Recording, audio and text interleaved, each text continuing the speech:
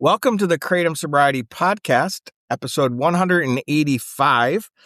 And if you just heard some new music, that is because it's from one of our co-hosts' partner. He offered a bunch of new tunes and we're debuting them today. Let us know what you think. And that's because Lily is celebrating 3 years off of Kratom. Welcome, Lily. Woohoo! Thank you, Charlie. Yeah, it feels really good today. 3 years sober off of Kratom. And yeah, my husband, Peter, is a musician and made some music. So I'm excited to hear it too. Yeah. And after this opening, we have an interview with Joey, who is a returning guest. He was like the third or fourth guest way back in 2023.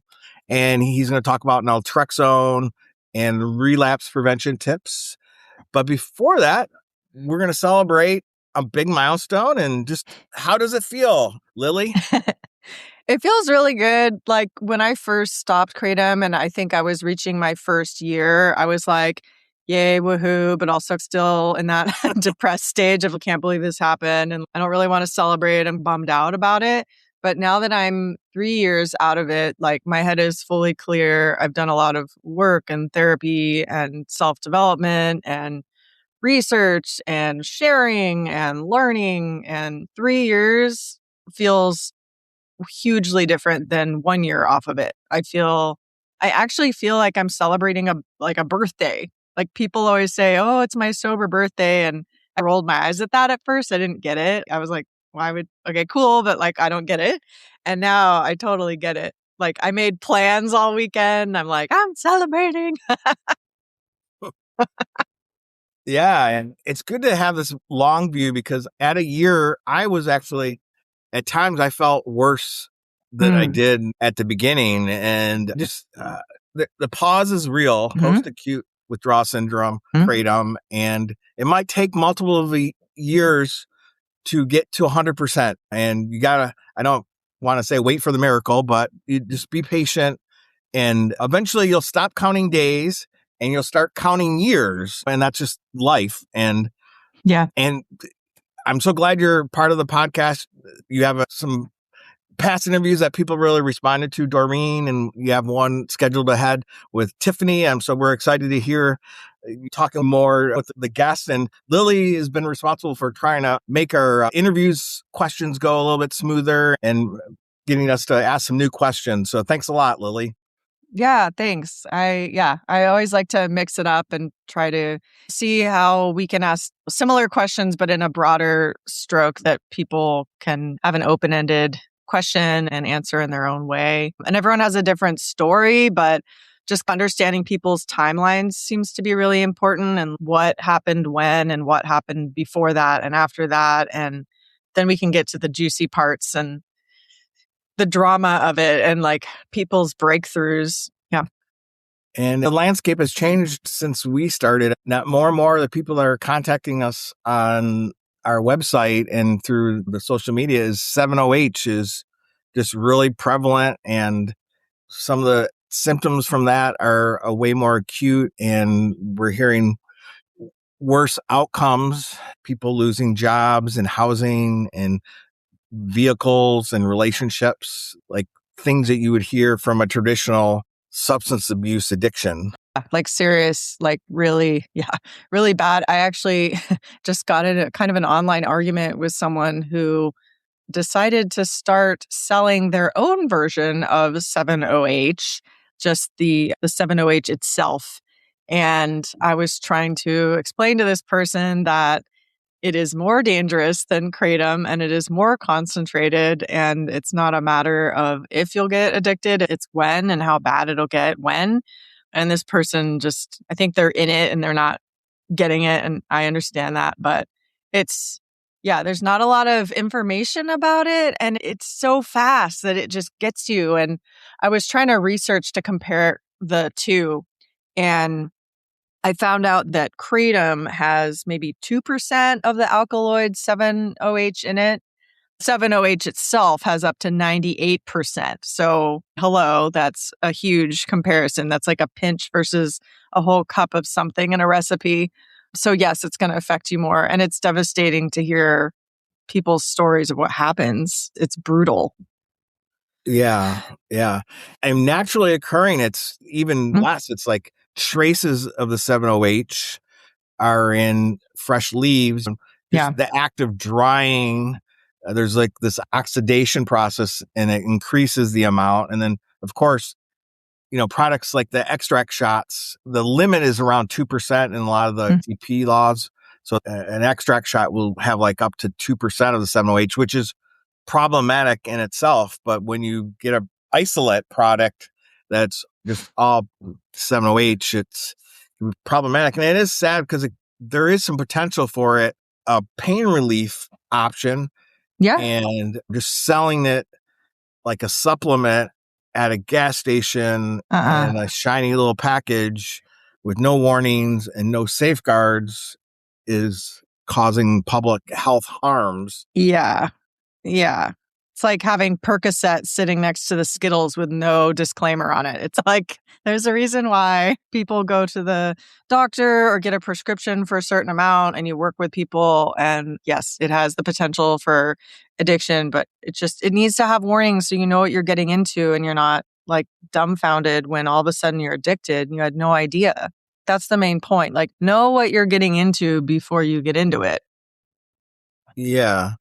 I understand the libertarian argument, but Yeah. another libertarian argument is not to have predatory companies that it's driven by profit. Everything often has a cash motive, but we're paying for it and people going to the emergency room, EMS, poison control numbers are spiking with 708. It's just not a drug hysteria. It's a real problem.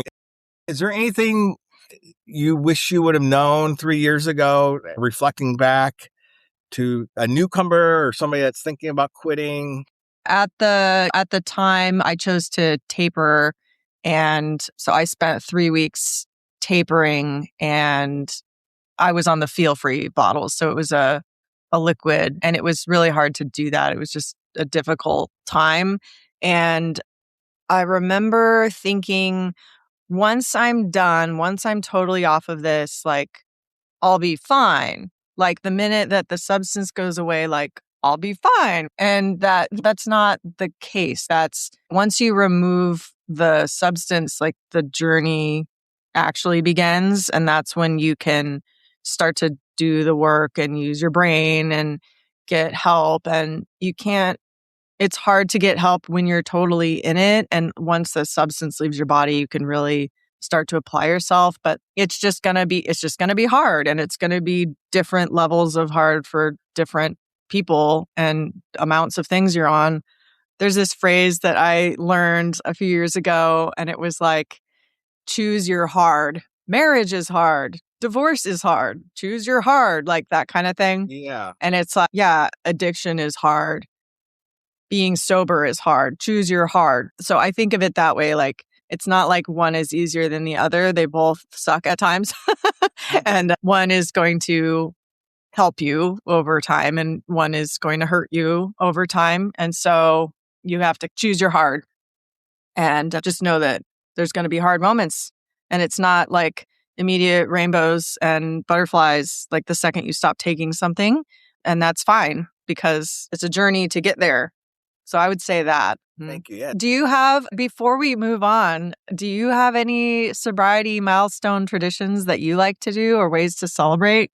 Oh, that's a good question. In March, it'll be 6 years, no booze, and 3 years since the Kratom Wow.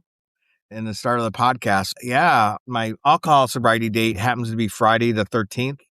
I just find that really fun. And is it next week going to be Friday the 13th? Yeah. Any Friday the 13th, if I remember, I go, That's funny. there's a connection between all of them. So That's funny. It's reverse bad luck for you. It's the good luck for you. what's your tradition for celebrating? Yeah, like this weekend, I'm actually treating it like a birthday. Like I'm doing all the things that I would like to do. So I knew I wanted to dance, and there's a dance party happening at a yoga studio in town, and they're celebrating a year of being open. So I'm gonna celebrate my thing too. And it's just a dance party at a yoga studio. So not drinking, not drugs, just dancing around. I also scheduled a very California thing, very woo-woo thing. I am attending a crystal and Reiki sound bath. I love that kind of stuff. Yeah. So, sound bath is where you lie down and they play all kinds of healing and calming instruments around you. And it's really relaxing and you like drift off into this dream state. But then in this one, they're also putting crystals around us and doing like Reiki healing, which is where they hover over you with their hands. And that's the best way I could describe it. But I'm excited. And then I'm going to go eat some ice cream. And and then we're talking today on this podcast. So I feel like that's a great way to celebrate too. Definitely. And that's very on brand. We're Californian, a yoga instructor. Please forgive us, our East Coast friends. Yep, that's what I do. All right, we're going to hear some new music, and that's coming from Peter in this transition to the interview, and you'll hear another new sound at the end, and let us know what you think. And thanks a lot, Lily. Yeah, bye. Bye-bye.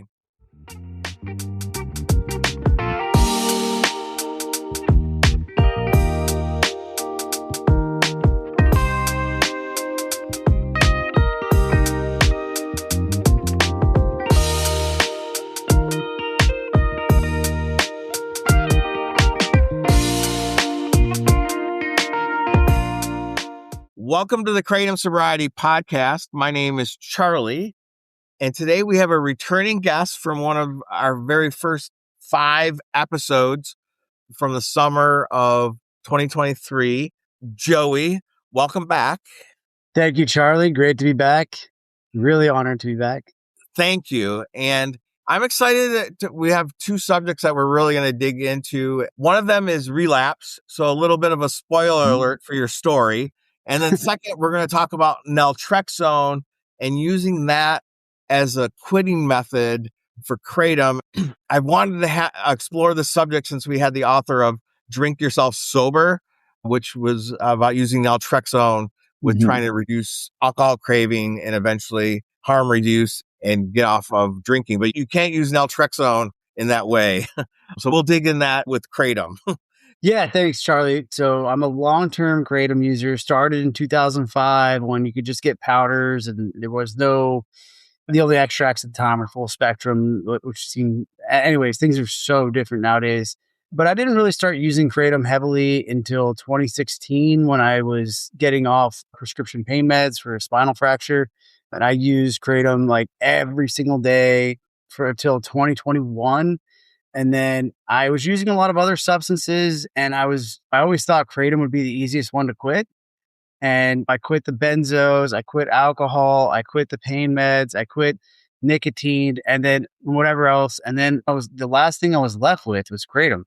And guess what? I could not quit. It was the hardest thing. And, I thought it would be the easiest and it certainly wasn't, still isn't. And there's obviously a lot of reasons for that. And I think I talked about that in the last podcast. Happy to talk about it again if we want to. 2023, when we had that podcast, that was May, I believe. And I had 3 months. I think you had 3 months as well, 90 days.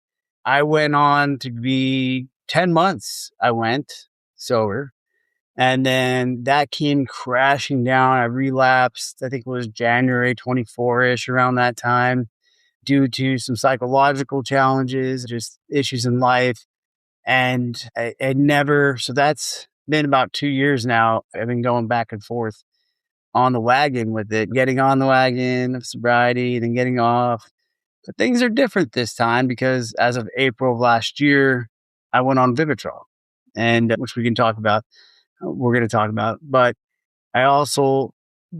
I took a different approach this time. I committed to AA and whatnot, but I have a psychiatrist now that I see twice weekly at a prominent university here in my city. I live in DFW, and he's been instrumental in that help.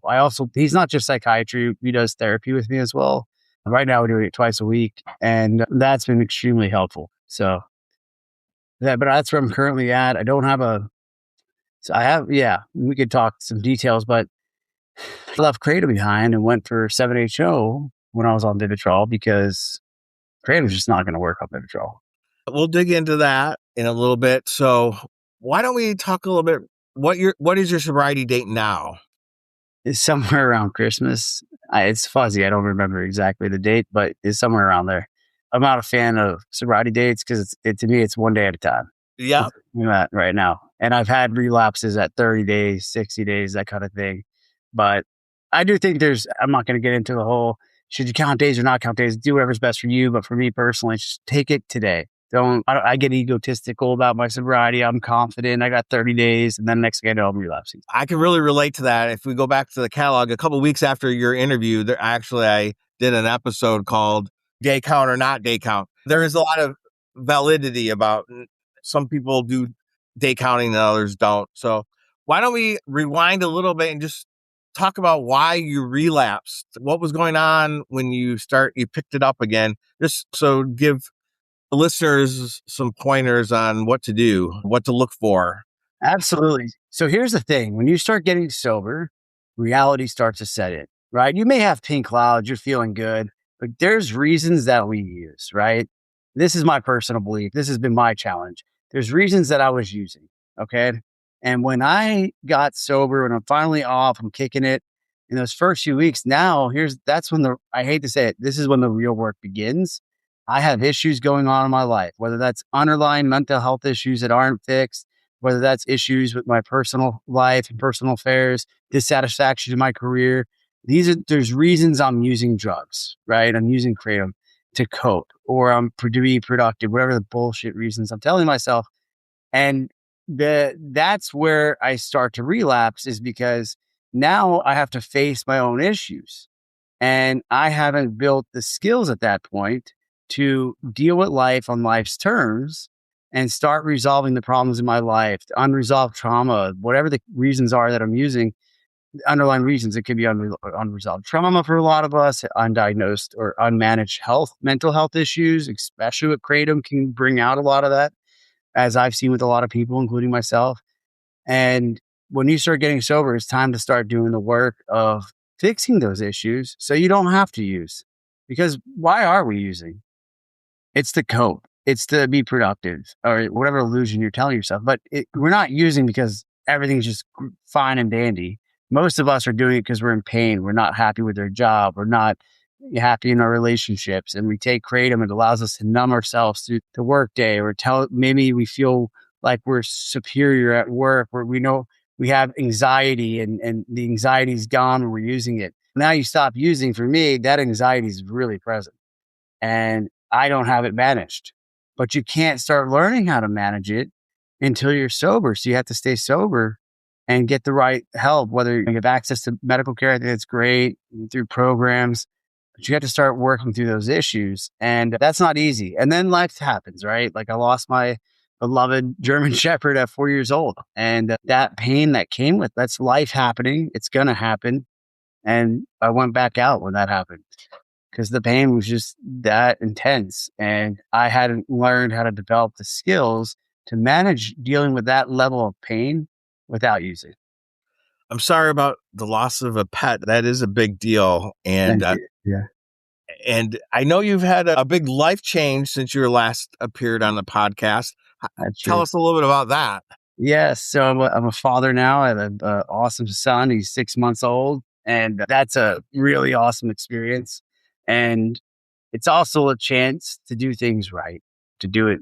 And it's also a very big motivating factor to sobriety, because he's 6 months now, but next year, 2 years from now, they're going to start remembering things. And I just don't want them to see me anything but sober, which is very motivating to get sober. Walk us through. Do you have any idea of like why you picked up Kratom that one time in January of 2024 around then? Was there something specific that triggered you? Did you find some Kratom in the bottom of a dresser drawer, or did you just say, darn it, I want it and I'm going to have it? And Yes, I do remember exactly what was going on. I was dealing with a lot of emotional distress about my life at that time. I was extremely overwhelmed between work, managing my working my German Shepherd, my marriage, and I was having really grave. All of a sudden, I started to experience a lot. Winter comes, right? And when winter comes for me, and there's ways to mitigate this, but seasonal depressive disorder, I started getting more depressed. I started to socially isolate, and I was in therapy and stuff. My issues in my life, like my personal relationships and feeling just completely overwhelmed with how much I had going on, I felt that the only solution to that was the solution I knew best, which was going to get Kratom. And I remember the day I decided to do it is that I lied to myself and told myself, you know what? It's been 10 months, but if I just do it and no one knows, it won't count. And so that was the permission I gave myself. And it turns out that it doesn't work like that. Can you believe that? And guess what? I was at the store the next day and the day after that. And so, yeah. And I had a sponsor at that time and people I work with. I picked up a new chip, but I just couldn't get it right. My wife experienced, we had a miscarriage, and then it was just a lot of emotional distress at that point, and I just couldn't seem to get out of it. All that stuff is really heavy, and can relate. If nobody else knows, this doesn't count, or the one-time fallacy, or I will stay away from extracts this time, or add, if any, there's a bunch of permission structures that you do. I don't like to cry over spilled milk, but do you think there was something you could do in retrospect that could have diverted you from going down that path? At this Oh, point now, it's just part of your story. What do you think you could have done to? okay. So I could have done what I did yesterday when I had an intense craving. Picked up the phone and called my sponsor. I could have called other people in the program. I could have had a session with my therapist. I could have told my wife that I was having these feelings. I didn't get honest. I didn't with myself, which was number one. That A, if you go to use, that counts. B, I think the lying to ourselves is the biggest issue. But then I know it. I could have reached out to people. I didn't do that. I didn't get honest with others because in the end, I really wanted to use. And that's why I didn't want to pick up the phone.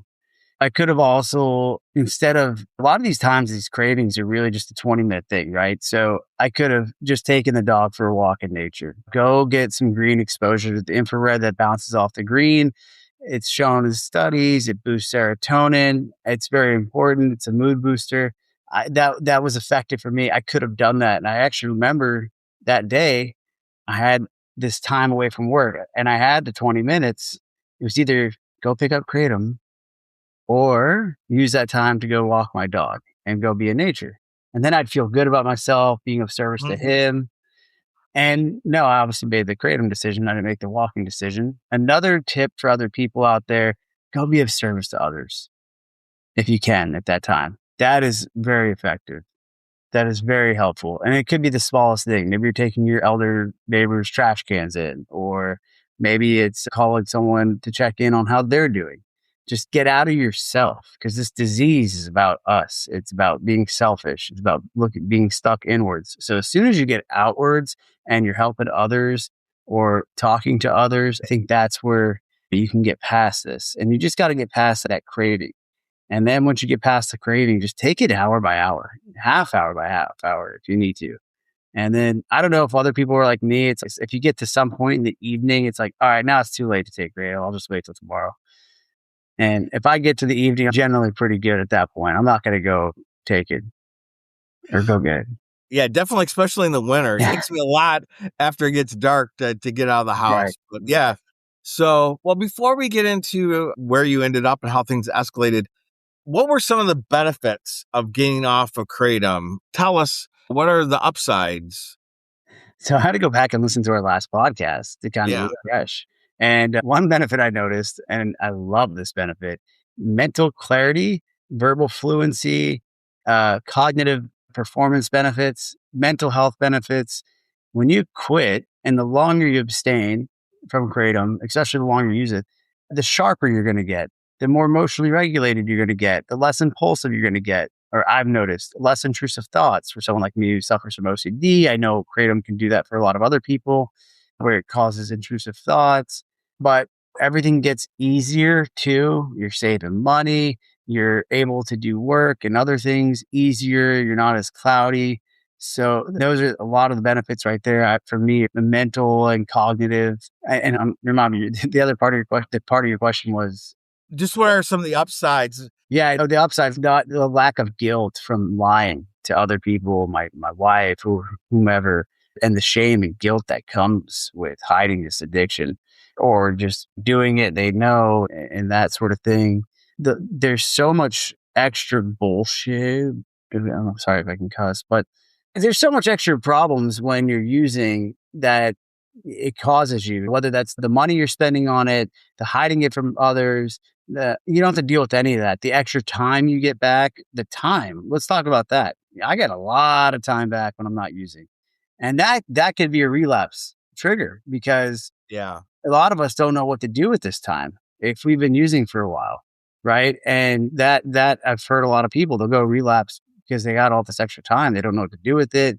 And if you're bored, that's a good ticket there. So when you start getting sober, it's important to start finding activities you enjoy because you got to start finding new pleasure sources or you're going to go back to the old one.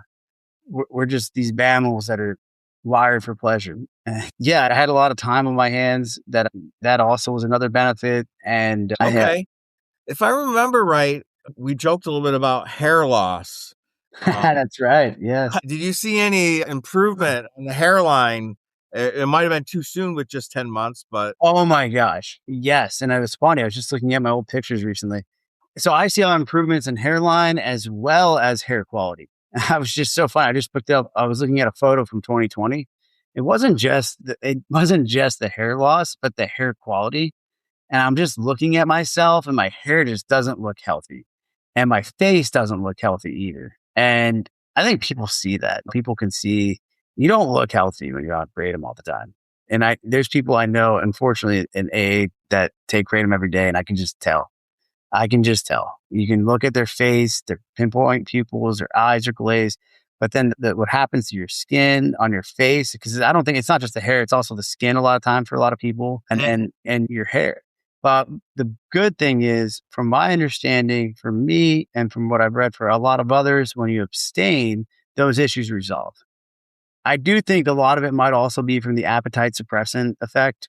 A lot of us aren't probably eating enough. That was one of the issues I had that might potentiate some of those problems. I don't know. I haven't gone through the literature, but I don't even know if there is literature for it. There should be. I'm sure you could do some case study on Reddit, quitting about how many people talk about the hair loss. But yeah, yeah. If you do actually dig into hair loss, there isn't a definitive paper on it, and it's still a lot of speculation. But all the antidotes, it's pretty clear that Mm. there's something related to the kratom use, and it might be the lack of nutrients that we're getting. It might be the dehydration. It might be the toxic metals that is in some of the and other yeah, that gets things. overlooked. And then the hormonal effects. Yes. So two things on this. So I love sharing this. The heavy metals gets overlooked. You don't know what you're buying with these products, right? You don't know. They're not tested. Maybe some of them claim they are, but you don't know. And I'm just a real quick joke. Like I would go out of my way to buy organic fruits and vegetables and try to be healthy. And then I'm taking 20 grams of kratom. It was so stupid. And then the other thing I want to say on the hormones, now there is some literature on this. It's important for everyone to know this. We do know that opioids, including kratom, do for men particularly suppress testosterone. I imagine for women it actually does a lot worse. I don't understand all of it yet, but for men it suppresses testosterone. We know that. The other side of it is it increases prolactin. Now, most people think the opposite of testosterone is estrogen, and that's not necessarily the case. The opposite of testosterone is prolactin. Prolactin is it's going to make you feel, especially for men, after you have an orgasm, for example, prolactin gets increased dramatically, and it makes you not as motivated. It makes you not as there's a lot of problems actually with it, but it's essentially like the anti-testosterone, the opposite of testosterone. And that causes a lot of men a lot of issues. And I'm sure for women too. I know women have a lot of hormonal problems. when they use Kratom, but the research does show, and it doesn't do this with other opioids, that it massively increases prolactin, and it doesn't go down when you abstain right away. It may take a long time for it to come back down. And I actually have lab works to support this. From when I was back, actually in 2022, I got all my hormones checked because I thought I had low testosterone because I was depressed. Figured that wasn't necessarily the case, but my prolactin was very high. And then I heard that study and I was like, wow. So look into that. You don't want to, that's another reason to not use it. Honestly, if you start understanding the implications of high prolactin particularly for males, waking, things of that nature, you don't want it. And you don't know if it's going to get back down. And then I know people that have had to seek out medical treatment with endocrinologists to help get their hormones regulated again after using Kratom. Yeah, and the prolactin is the theory of that's most presented for the hair loss, but there is actually Interesting.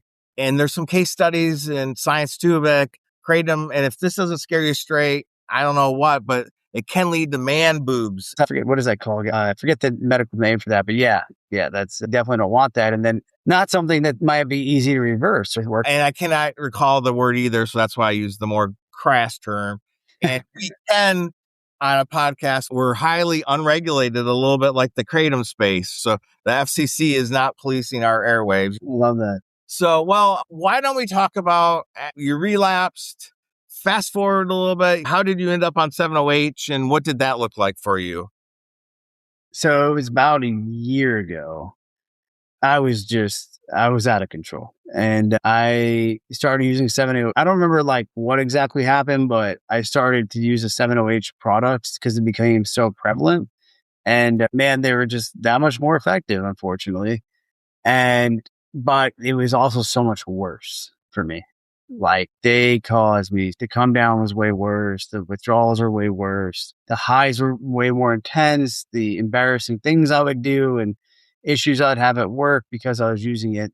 So I was using 7-OH and I think it started in like January of last year.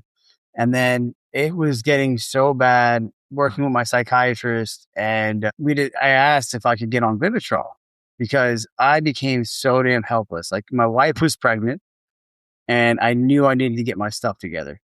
And I just couldn't do it. I had oral naltrexone prescription, but the problem with that is you got to take it. Yeah. And now there's times I would go to the store, buy 7-OH and regret it. And I had naltrexone in my car and I'd take it immediately to abort the 7-OH that I just did purchase because sometimes it's the thrill of getting it, the drug. So I got the dopamine hit because I got the 7-OH. But then I'm like, do I actually want to consume this? And I'm like, I don't want to waste my money. So I did. Then I'm driving home and I got the regret of it. So I take a naltrexone and it worked. It blocked it. And then, but here's the thing. So come April, I'm a mess. Emotionally, just a wreck. My marriage is a wreck. I have a baby on the way. My wife's pregnant and I needed some help. And that's when I had the conversation with my psychiatrist about Vivitrol. He was in agreement. The challenge is insurance, right? Because it's approved for opiates and alcohol, but not necessarily Kratom. And fortunately, in my case, insurance covered it. So that I went and got on Vivitrol. And that's a godsend life changer for me. And I'll tell you, I was so addicted to 7-OH, Charlie. So when you go to take Vivitrol, you're going to get Vivitrol is an injection of naltrexone that lasts 30 days. It suspends the naltrexone to have a steady release over 30 days or so. And there's an immediate release as well, but when you get the injection. But I was so bad. You're supposed to abstain from opiates for 7 days before you get the injection because you could have precipitated withdrawal. Now, I knew that going into it, but I couldn't stop. I took 7-OH on the way to go get my injection that day. I was so loaded on it. And I did go through precipitated withdrawal. It wasn't, to be transparent, it wasn't that intense. Was it pleasant? No, it wasn't pleasant, but it was nowhere near precipitated withdrawal from like when I had a previous experience years prior with morphine. That's a different game. When you're the other opioids, I don't know why with Kratom, in my experience, and 7-OH, the precipitated withdrawal seems to be less with naltrexone. I don't know what other people's experiences are. You got to be careful with that. But I was just so sick in my disease.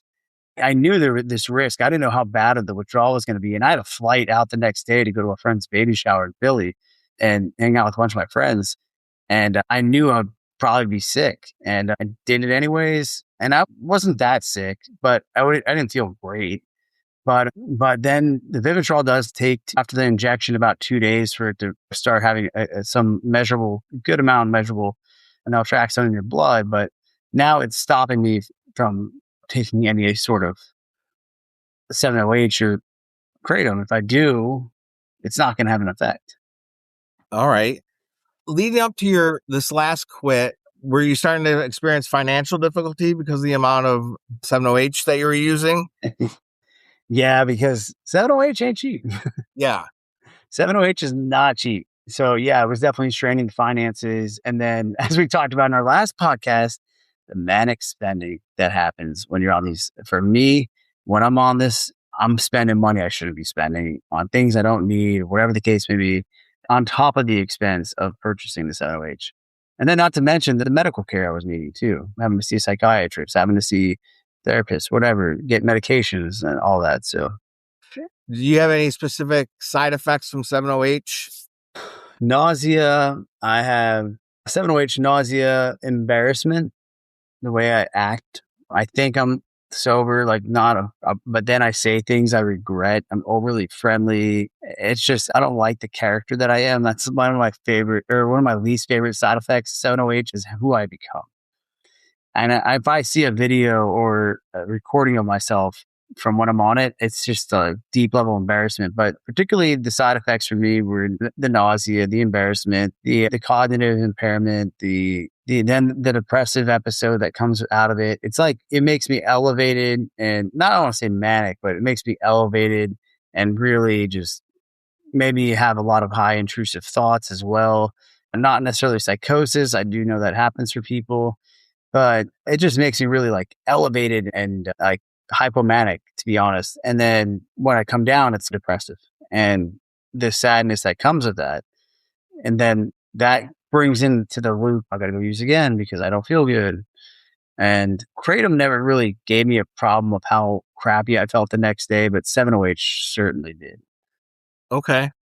And I know your quit this time was a planned one because you had a medical procedure, and so you thought ahead because you had to get off the injection, and so that you could have pain management associated with this procedure.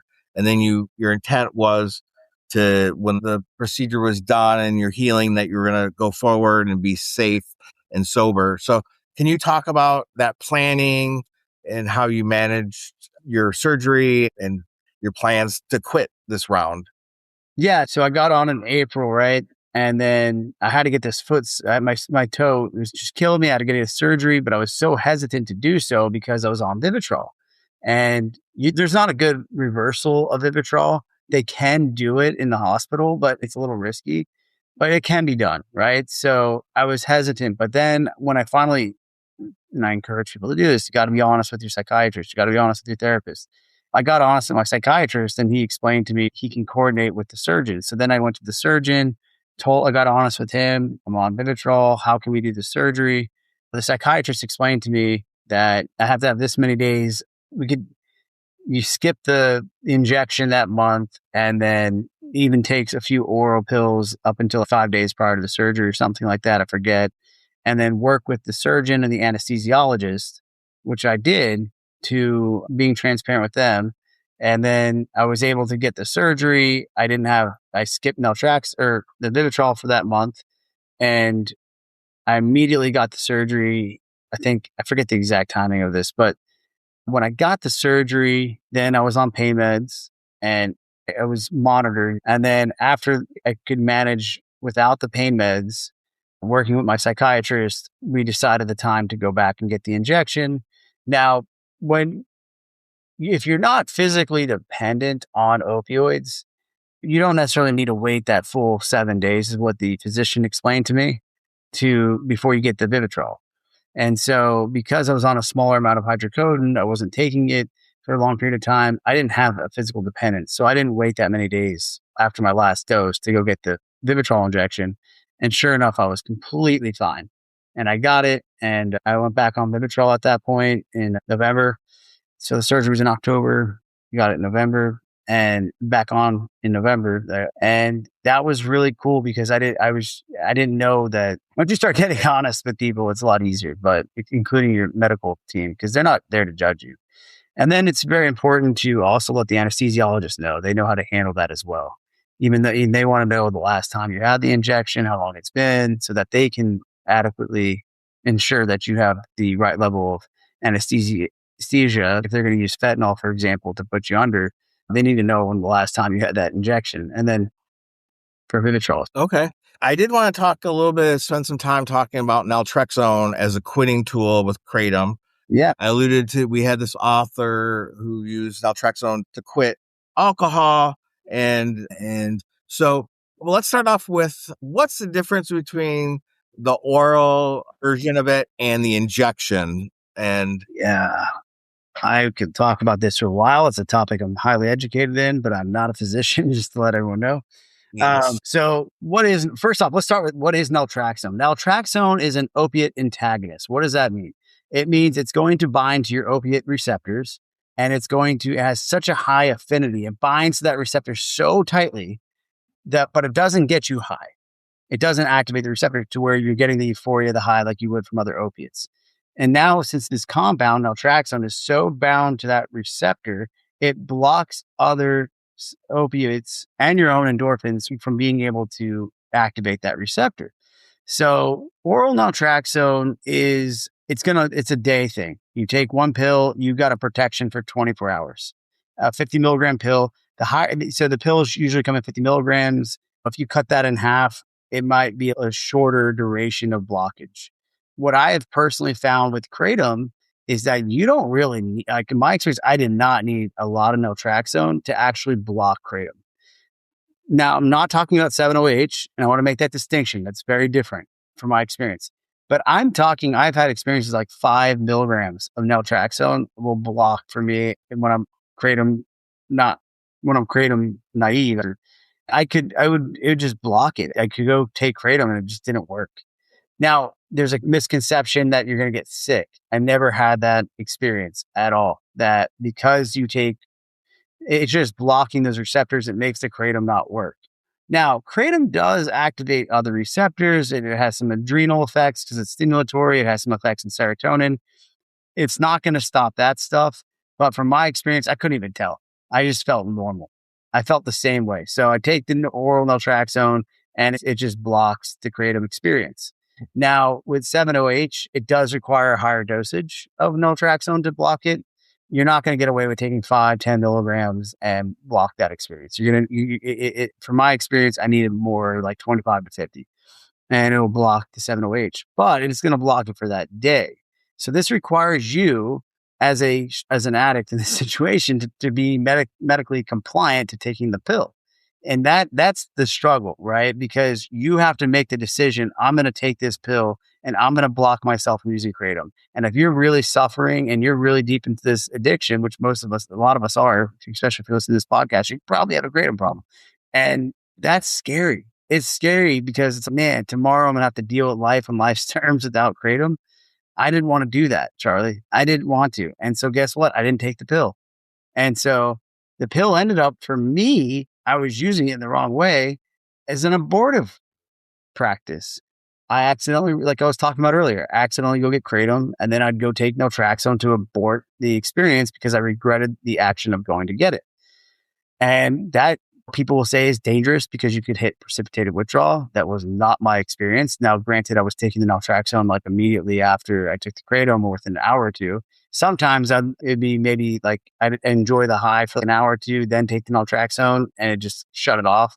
And then my mood was suppressed and down a little bit, but that's okay because now I'm off of it. But that's the oral naltrexone. Now, oral naltrexone also has to go through first pass metabolism in your liver.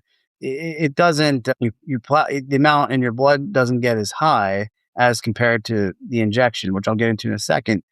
The other thing I'll say this about, I do find that you're going to probably have a little bit more side effects from the oral pill And now when we're talking about side effects, what are we looking at? Typically, it's going to be nausea.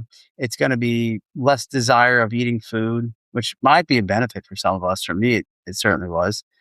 But there's another piece to it too. It does block pleasure to some degree. Not for everyone. Your highs aren't as high. If you're eating something you really love, you may not feel the full enjoyment that you did. When you're working out, you may not get the runner's high or the workout high that you got. That is so not for everybody, but some people I did. And for me, it blocked that out. But in recovery, I think that was also necessary because the highs I was getting from Kratom were way worse that were causing me. So that's oral naltrexone. It's very effective for this. It's great, but it does require medical compliance. And that's the thing I mostly hear about with that is people planning their relapse. I've heard some success, maybe outsourcing it to Yeah. partner or a parent, but then there's some feelings of being emasculated because you're not doing it yourself and you're having some external person be your lockbox. But it can be effective. If you have a success story using oral naltrexone, please email us and we'll try to schedule your interview and share that with it. I have seen a lot more success with the injection, and go ahead and talk about that. Yeah, I was struggling with the oral, and my doctor was like, "You just got to take it," but it was just too hard for me to take it. We wrote the prescription I asked about Vivitrol. We wrote the prescription for it, ran through insurance, got approved. And now the Vivitrol, what that is, it's a injection into your muscle and your glute. And what it is, it compounds naltrexone into these little microspheres that slowly get released over a month.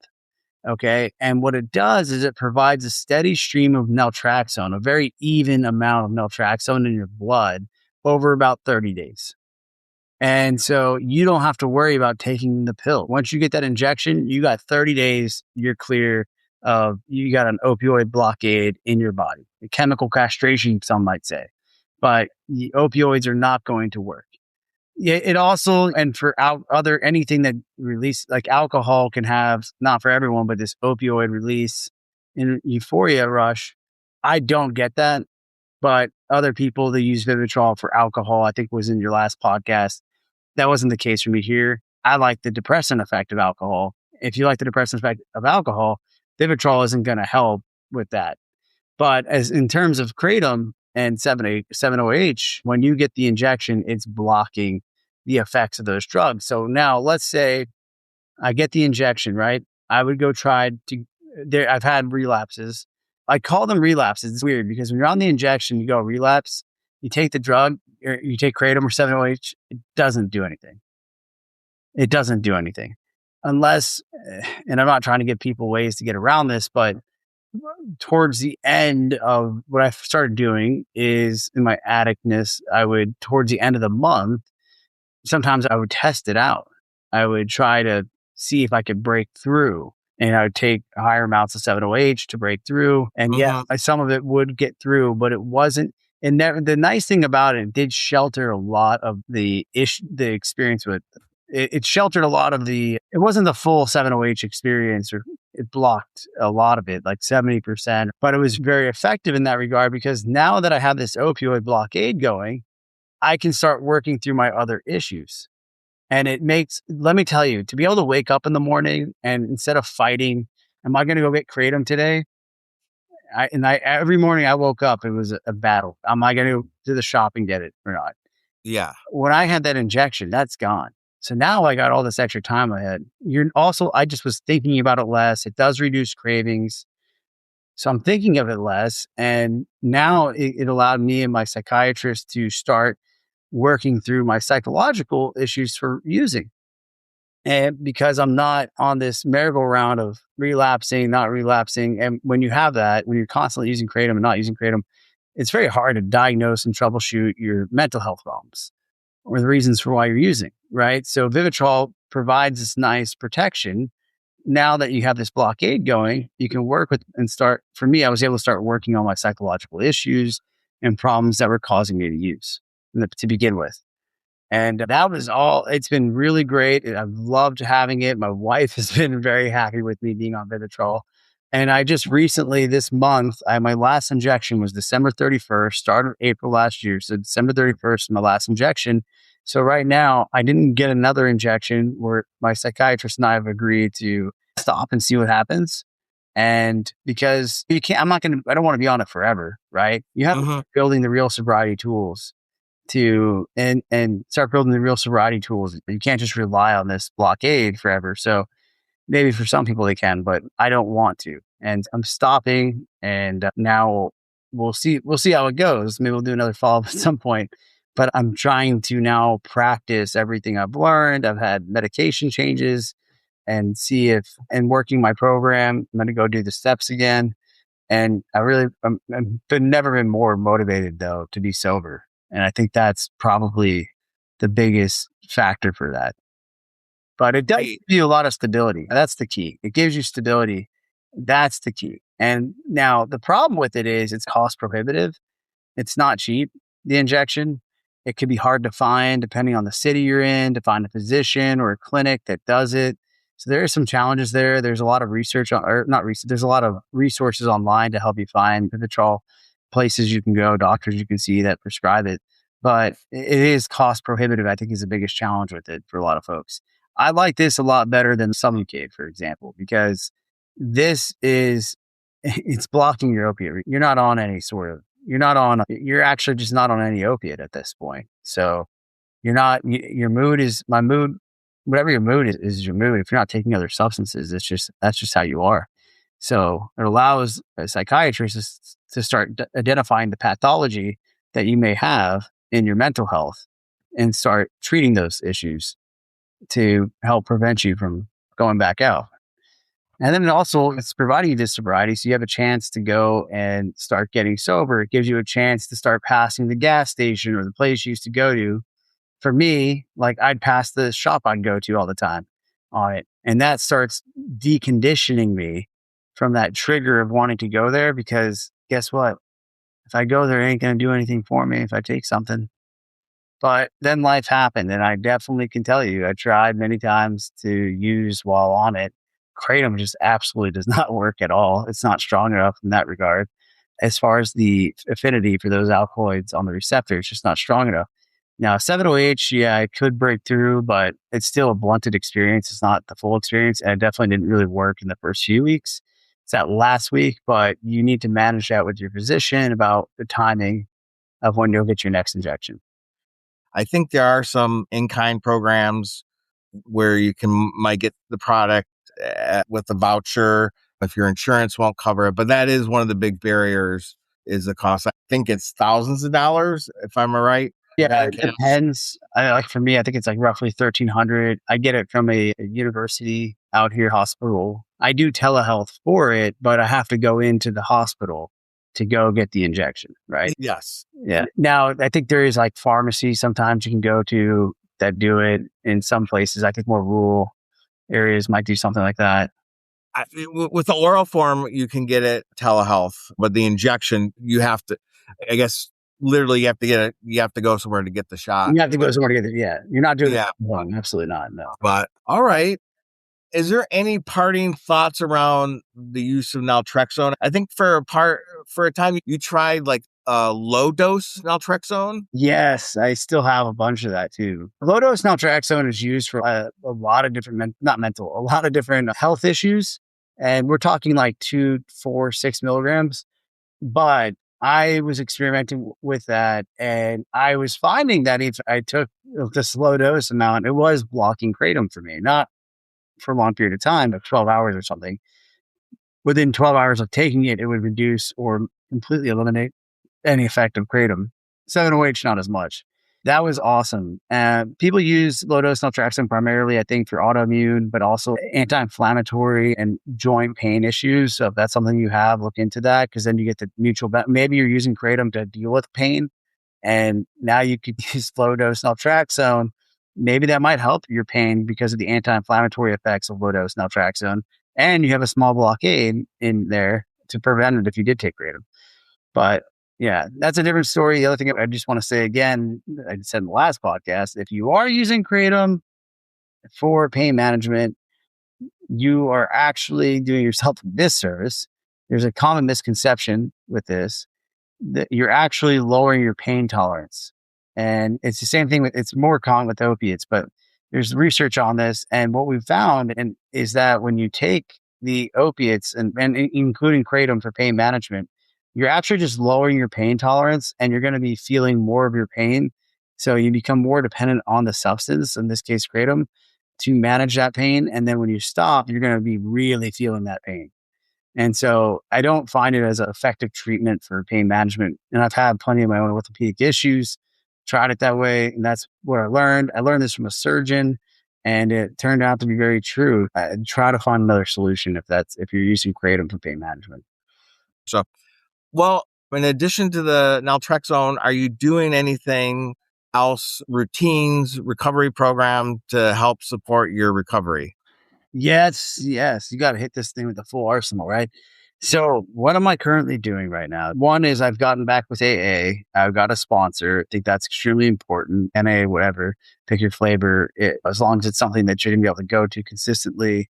But I found a group that I really like. I moved like a year and a half ago and I really like this group, but I got a new sponsor. So I'll be going through the steps again here soon. So I've got that piece. I talk to people daily, at least one person daily that also struggles with substance abuse or Kratom abuse. That helps me, particularly these people are in recovery and have time off. So talking to them daily helps. I'm working with my psychiatrist right now to identify my triggers now that I'm having some sobriety time. We're looking at triggers and trying to figure out what things I could do in those moments or what are the feelings behind that cause those triggers and how do I manage those emotions? I'm using mindfulness more. Sometimes the other thing is too, I'm giving myself way more grace. I've learned this lesson. When you're in early sobriety, just give yourself some grace. So you don't have to be the most productive, efficient person ever. Like, especially with a lot of us Kratom addicts, we get so caught up in the productivity stuff. That's why we're using it. We're going to be more efficient at work, blah, blah, blah. But no, I give myself some grace to not be the best at work and not be the best about getting all the dishes done or whatever at home. Giving myself that grace there has been helpful. Talking to people, going to the program, socializing, not isolating, staying honest as much as I can. I try to really make sure now the new thing I'm trying is if I'm having cravings, telling people, telling my wife, telling other people in the program. Yesterday, I had to go into the office, which was rare, and I was gonna have to pass 4 Kratom places I used to go to, and so I just picked up the phone and I chatted with my mom. I was gonna call someone in the program, but I talked to my mom instead, and that worked. I wasn't, and in this way, didn't have to stop in the stores. Wasn't thinking about it because I was talking with her. I am trying to get back into exercise. That was really helpful. I think the exercise is a really important one because the neuroplasticity and neurogenesis things that can happen, increased brain derived growth factor, changing of that. I did do ketamine infusions, a series of those to deal with some underlying the depression and anxiety. That was actually really effective, but I think you have to do at least 6 of those. Everyone's different, but I did. The other thing too was that's actually been extremely helpful for me was a lithium prescription. Now you could take the supplement lithium oronate, like 5 milligrams of that. It's a bit of a mood stabilizer. I think the issue with Kratom a lot is our mood is just so up and down. But I was in a bad place in October after a relapse, and I was having suicidal ideation. So they gave me lithium and a smaller dose, 600 milligrams, and let me just tell you, that was like a game changer because it gave me a lot of impulse control. I like it, like I was having impulse control issues a lot that was causing me to use, and that kind of just all went away. My mood leveled out. So medication treatment has been very effective. Working with a psychiatrist, doing therapy, being honest with others, working the program, picking up the phone when I want to use, trying to pass the time if I have a craving, finding something to do in that time if I can. I try to make sure that I'm Yeah, so that's a lot of things there, but Yeah, yeah. now that I think about it, I feel like I'm not doing enough ever. But the other thing too is watching out for all this extra time I have from not using this stuff. I'm trying to put that time into other things, whether it's spending time with my son or cooking or things, finding new things that I enjoy. And so I'm in this exploratory phase right now because I don't know what I like. To be honest with you, I couldn't tell you what I like. I don't know what hobbies and stuff. So I'm exploring things. I'm trying cooking. I'm trying to listen to music again because you got to start finding what's going to give you pleasure again. Because as Andrew Huberman talks about, addiction is a narrowing of what gives you pleasure. And so if Kratom is the only thing giving you pleasure, what are you going to do when you stop? You got to start expanding out, finding the things that give you pleasure again.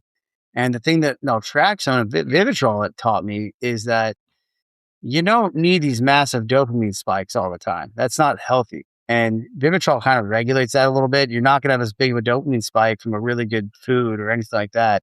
Helps your brain get back, in my opinion, help my brain get back to what's normal release of dopamine from whatever activity I'm doing. It's not these huge, I'm looking for these huge spikes, and that's not what we're supposed to be having. It's supposed to be, that's like the drug induced thing, but trying to find new pleasurable things to do to replace that.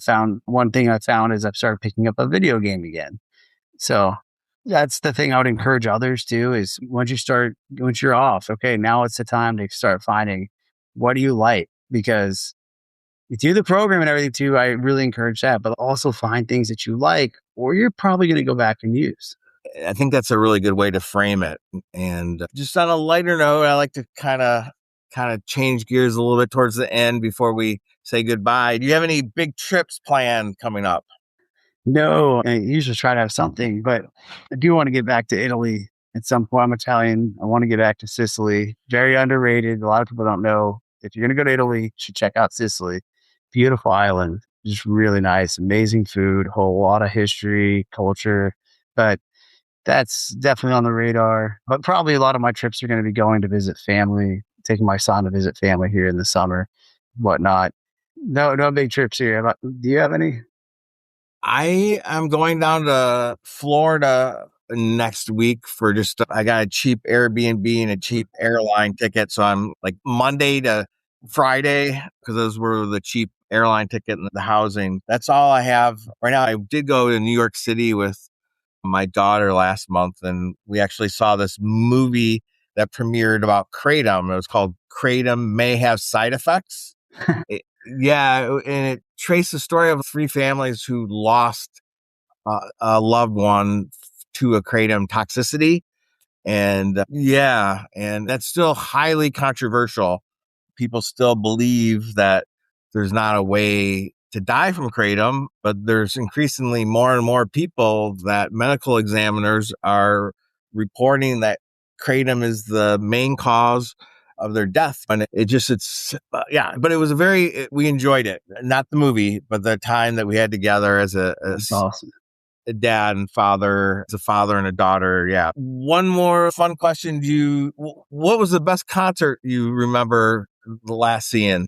Man, we used to go to so many festivals and shows. That's a tough one. Probably Madion was in Dallas some time ago. I really love that one. Man, that's a really tough question. I don't know. I will say this. Probably, I don't know. I went to Electric Forest up in Michigan and a couple years ago, and I don't know if I could pick an artist there specifically, but the whole experience was amazing and a lot of fun. There's a lot of good artists there that I personally liked at that time. I think we just bought some tickets. I think Tiesto is going to be here soon. Not mine. Oh, you know what? I missed it. I saw something actually last year. We went to the Sphere in Las Vegas and saw an artist called Anima. And he's like an electronic guy, but he also does visuals. And he did these visuals at the Sphere. That was probably the most mesmerizing experience. Now, when you think of the Sphere, you're thinking of the visuals, right? But what doesn't get talked about, I'm a big audio guy. Like I'm not quite an audiophile, but maybe. But the technology in that place is absolutely insane because no matter what seat you're sitting in, the volume's equal. It doesn't matter where you're sitting, you can hear it perfectly. And it's not too loud. You hear it really well. And then the visual experience is just, you're so immersed. I love immersive experiences. So that was definitely the coolest experience, concert I've had. If you get a chance to go out there, if you're listening to this, definitely do it. I don't know if you've been, but that was cool. Last year I went to see Dead and Company, Yes. John Muir, and now that Bob Weir died, it was the last time I got to see him. My seat was under the overhang, so I wish I would have been a little bit more mindful because I didn't have the visuals right above me. I mean, Could you? Yeah. there isn't a bad seat in the house. No. It was still panoramic, and the visuals they did were really trippy, of course, for that kind of concert. But so I found it hard to be in Sin City and not being really into all the sin anymore. I know. But it was still a good time. Let's see. Do you have any tips for somebody that's thinking about quitting Kratom? Any recommendations? Absolutely. Doing this Yeah. for a long time. First off, do it. Quit. Yeah, let me just say this. Your life is not better on Kratom. Whatever you're using it for some reason, it's helping you at something. If it wasn't effective, you wouldn't be using it, but it's probably not helping you in the way that you think. So my advice to you would be this. I would challenge you to start working on getting off of it.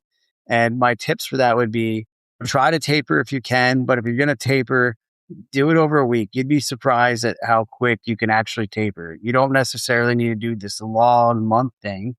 And your taper should be, your dose should never go up. That's not a taper.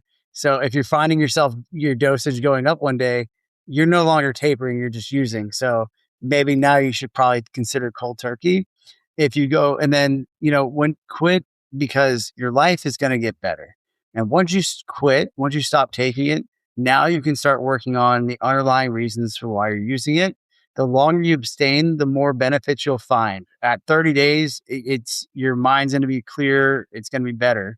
But I also just remember when you quit, it may be really hard in the beginning to get work done, to do your job, to keep up with just basic hygiene. That's okay. Give yourself the grace as long as you're not take it hour by hour, day by day. And then after about a week or so, I think a lot of people say 10 days or so, they're over the withdrawals. And then that's when you can start. And some people, it's way less. For me, it was always less. I'm very lucky in that regard. So you get to that point and then start working on what's causing you to use.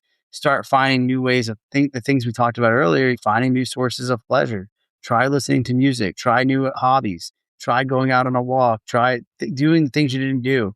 Kratom probably robbed you from a lot of stuff. Maybe it was robbing you from time with your loved ones or friends. Go reach out to some friends, set up a time to hang out with them, go get lunch, whatever. Start doing the things you didn't want to do.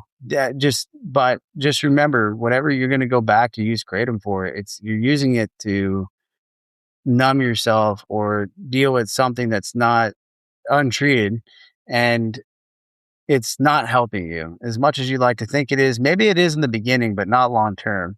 And there's a risk to continue. Just remember, there's a risk to continue using it. The amount of money you're going to spend, the harm on your body. There's people that have issues. They get rhabdolysis, where their muscles start breaking down. And if you ever had brown urine from Kratom, that's what's going on there. Go to the doctor because it's serious. I've seen people in the Kratom sobriety community talking about that they had that. They didn't know that's what's going on, but that's a serious issue. We talked about the hormone implications, the hair loss, the skin issues, you could have hyperpigmentation, but there's going to be a lot of health benefits too. Yeah, go get into, also, if you've never been in, I think I find this a lot in the Kratom sobriety community, and this was me, never been in a program, whether it's AA, NA, Cocaine Anonymous, whatever the case may be, Celebrate Recovery, but go check out some programs and get involved in a sobriety community, because that's going to really help you get out of this more than I think anything else. And I'm a big 12 stepper, a believer in it. I used to be the biggest anti 12 stepper. There's no way of doing that program, but you know what? It definitely helps me. I look forward to my meetings to socialize with people when I see them. And get honest. Are you being honest with yourself? Probably not. If you're using this stuff every day, you're probably not being honest with yourself. And we're only as sick as our secrets. I heard that quote and it's so true to me. So if you're hiding this from others, then it's time to start getting honest with yourself. Are you lying to yourself about your usage? If you are, then you got a problem. But Yeah, I think it's not also if you're continuing to use because you're worried about the withdrawals, you're probably overhyping it, in my opinion. I think most of us find that. I call it the trap. But if you just try to take less and then, or just go cold turkey and actually find out what those withdrawals, it's probably not as bad as you're making it out. I wasted so many more months being on Kratom because I was so scared of the withdrawal, and then when I finally quit, it was not nearly as bad as my mind was making it out to be. I've heard it from enough people that said their biggest regret. Talked to enough people who said their biggest regret was not quitting sooner, and that their anticipatory worries about withdrawals or performance lowering were worse than the actual like postponing quitting. So definitely focus on that. If I could just extend one more thing real quick, I will challenge you. If you can't abstain from Kratom for 2 weeks fully, then you should probably consider getting detox treatment. If you can't, that's a problem. If you can't abstain from the substance for 14 days, I had a therapist tell me this, then you've got a problem and you should seek detox, maybe rehab. I know that could be scary, but it put yourself into an environment where you can't use anymore. And then you can start getting the resources to get help. Get on, if you can, get on Vivitrol if you're in this situation. If you can't stop doing it, explore finding a psychiatrist or a doctor in your area, Google it, that can get you on Vivitrol. And I'm such a fan of it because it is so helpful and effective. But if you're really in that position where you can't stop, like for 14 days, then you've got a problem. That's, in my opinion, that's so true. And there are so many resources of people that want to help you, whether it is in the programs, medical detox, rehab. There's so much out there. Explore it. Go to the Kratom support groups that are online on your website, Charlie. Go to those meetings because you can connect with others that are experiencing the same issues and people that have recovered, and they can help guide you. Yes, thank you. Just a quick question. Is there anything you wish you would have known that you didn't know the last time you were on the podcast 3 years ago now? That Vivitrol is an option. Okay. Definitely that. That was the big one. I wish I would have known that I could have gotten onto this injection that would have created this blockade so I could start getting help when I couldn't abstain on my own. When I really just couldn't abstain on my own.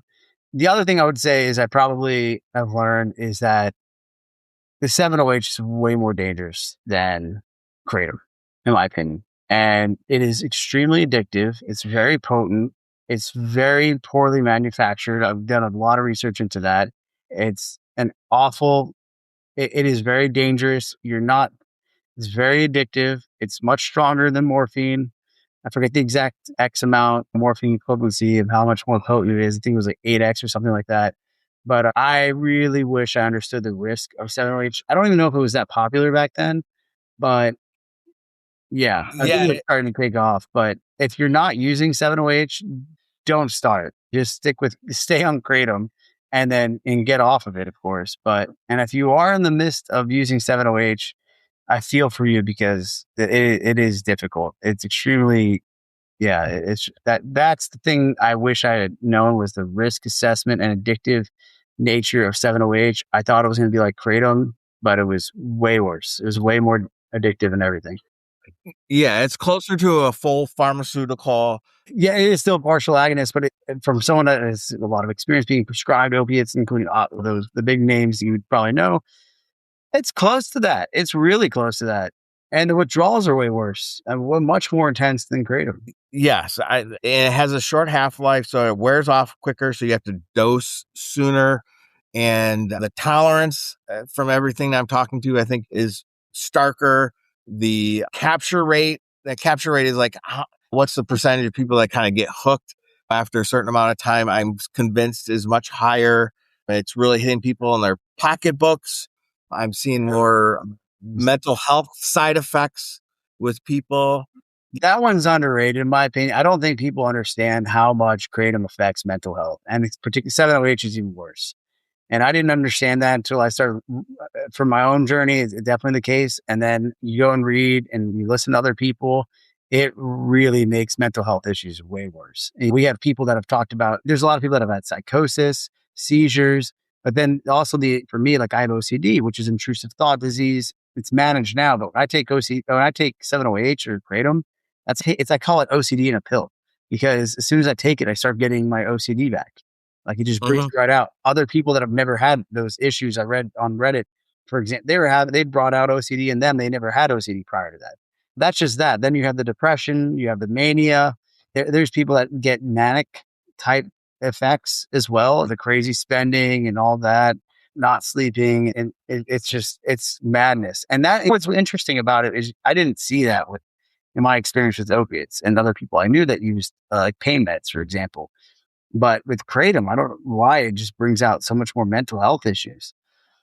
Yeah, and it's even intensified with the 7-OH. My next interview is with somebody who smashed up their car, lost their job, lost their housing, and life was just and ended up in a mental health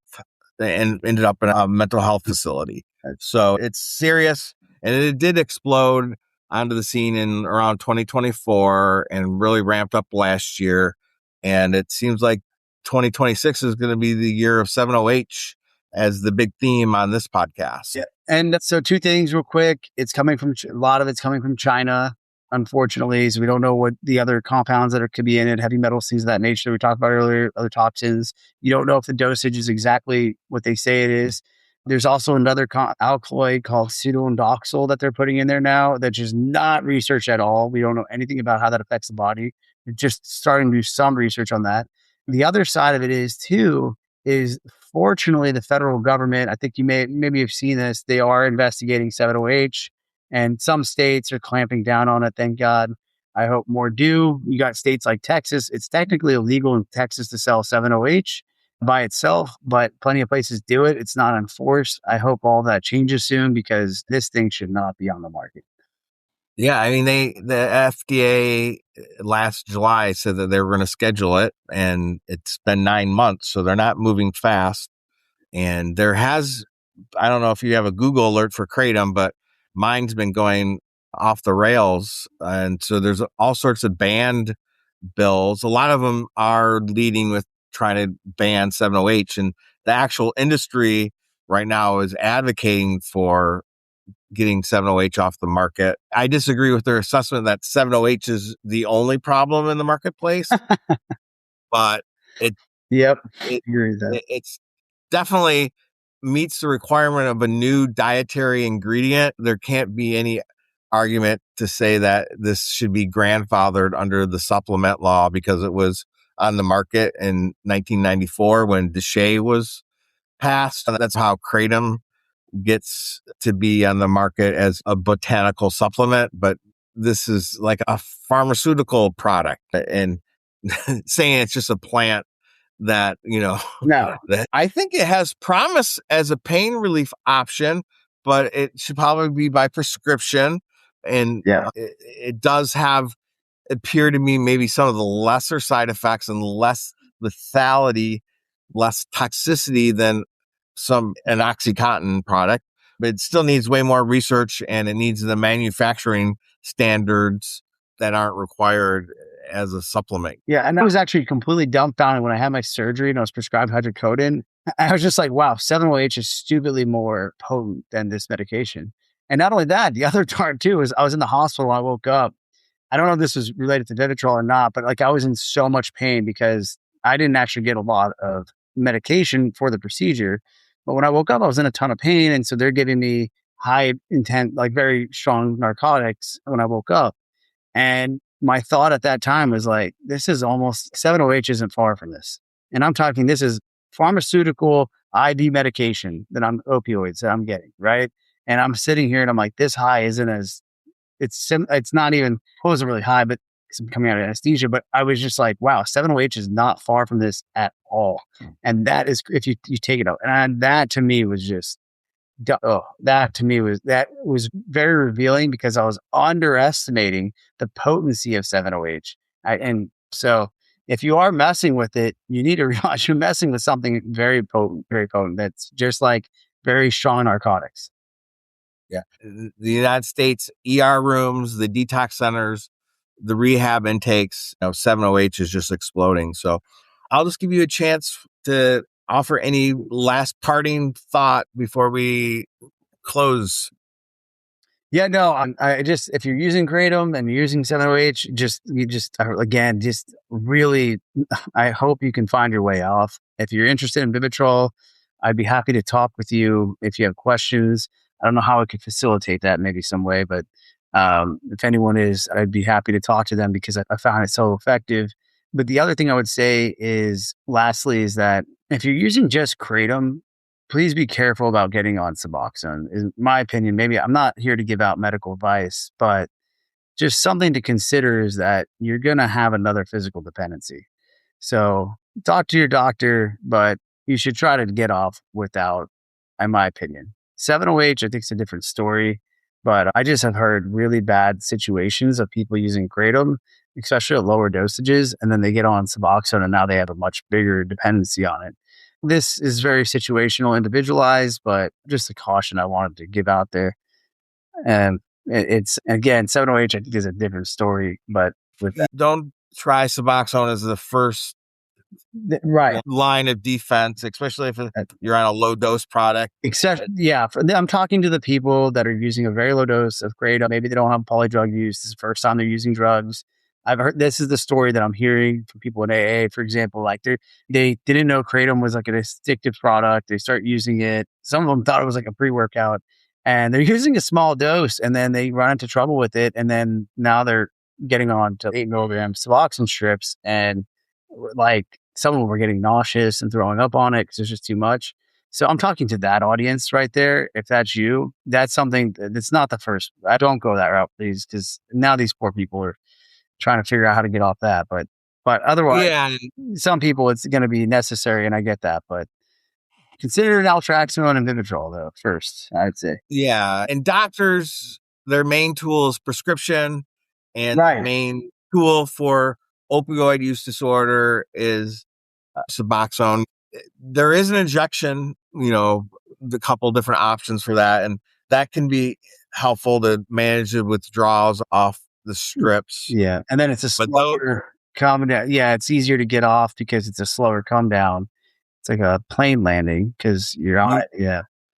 but there's the access issue that's also expensive. So Insurance. people that don't have good insurance, or even if they do have good insurance, I've heard a lot of people having their insurance deny it. But if you have a high extract habit and you're spending $100 a day, 300 for I've heard, three- that's a different story. That's a different audience. It's, yeah, that you may yeah, want to look into that. Ask your physician about that because that is a serious issue. You're going to rack up debt, all that. I've heard that. You may be crashing cars, things of that nature. You don't want to be getting a DUI, all that. But also the other thing I forgot to mention earlier is on the Vivitrol, there was a manufacturer coupon. I didn't straight up did not have to pay for it. So you may want to ask about that to the pharmacy that's dispensing it, if it's at a hospital or whoever's dispensing the Vivitrol. Always ask that question because sometimes, and that may be true for Sublocade and stuff like that, but there was a manufacturer coupon. I straight up didn't have to pay for it for 7 months. yeah, I think there's Vivitrol patient assistance programs. So you can go to their website and see if it's still available. And yeah, if you want to get a hold of Joey, send an email to kratomsobriety@gmail.com, and I'll forward those emails to him, and then we'll figure out a way to connect. Perfect. Awesome. Thanks a lot, Joey. And I wish you the best of luck. You don't have to have perfection. The kids, having a 6-month-old, they'll be in kindergarten. You'll blink and they'll be in kindergarten. It's very true. And then you'll blink a couple times and they'll be graduating from high school. But I believe it. 6 months already was just like a blink. So I definitely believe it. Thank you. And Charlie, thank you for doing this podcast. I think it's so important because I don't know. When I tried to quit Kratom back in the day, like there was nothing out there. There was maybe the subreddit, but you're not alone out there. Kratom is blowing up more than ever. So thank you for being out there. There's more people addicted to this than ever. And I just can't believe it. I remember when Kratom was this weird thing that nobody knew about. And now it's like there's regular normie people talking to me about it. And I'm like, what? You do Kratom? It's like the last person I'd expect to be doing Kratom is now doing Kratom. I'm like, what is going on? It's really becoming more mainstream, and that hitting the general public who are getting blindsided that it's actually has opioid-like properties is what a lot of the big problems are. So thanks a lot for those words of kindness, and everybody keep a kratom free out there.